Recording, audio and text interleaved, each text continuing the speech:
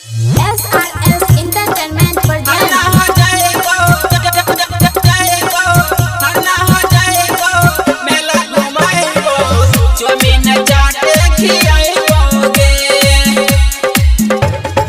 अजय दीवाना कदम चौक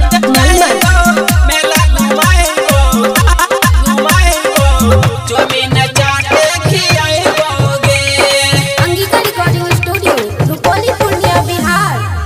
गे हमर नानी बात ले मानी, गे हमर नानी बात ले मानी, गे हमर नानी बात ले मानी, कहे छियो यो बात ले जानी, माने ले बात हमर छोटा से।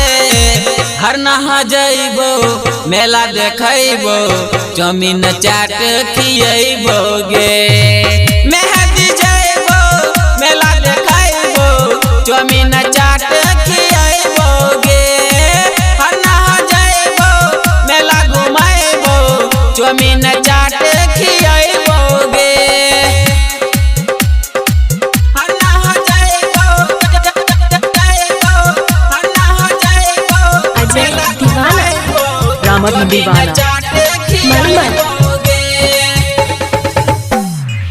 सुन के बात हमर रानी गे, कहे छियो हम कानी गे, कहे छियो हम कानी गे।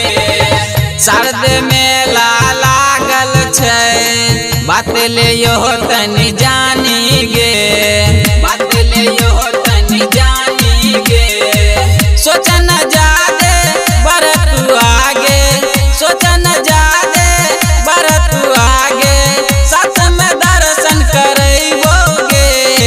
हर नहा जइबो मेला देखइबो, जमीन चाट खियइबो गे। मेहदी जइबो मेला देखइबो, जमीन चाट खियइबो गे। हर नहा जइबो मेला घुमइबो, जमीन चाट खियइबो गे। हर नहा जइबो मेला घुमइबो, अजय दीवाना रामधन दीवाना अंगिका रिकॉर्डिंग स्टूडियो रुपौली पूर्णिया बिहार।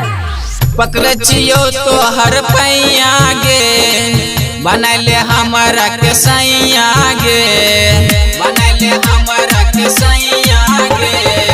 हम हो आशिक तोरे छियो गे, पूरा तू कर दे सपना मागे, पूरा तू कर दे सपना मागे। कुंदन संगे मिथुन सबनम, रोशन संगे संजैया गे, कहे छो बात एगो छोटा से। हर नहा जइबो मेला देखइबो, जमीन चाट खियइबो गे। हर नहा जइबो मेला घुमइबो, जमीन चाट खियइबो गे। मेहदी जइबो मेला घुमइबो, जमीन चाट खियइबो गे।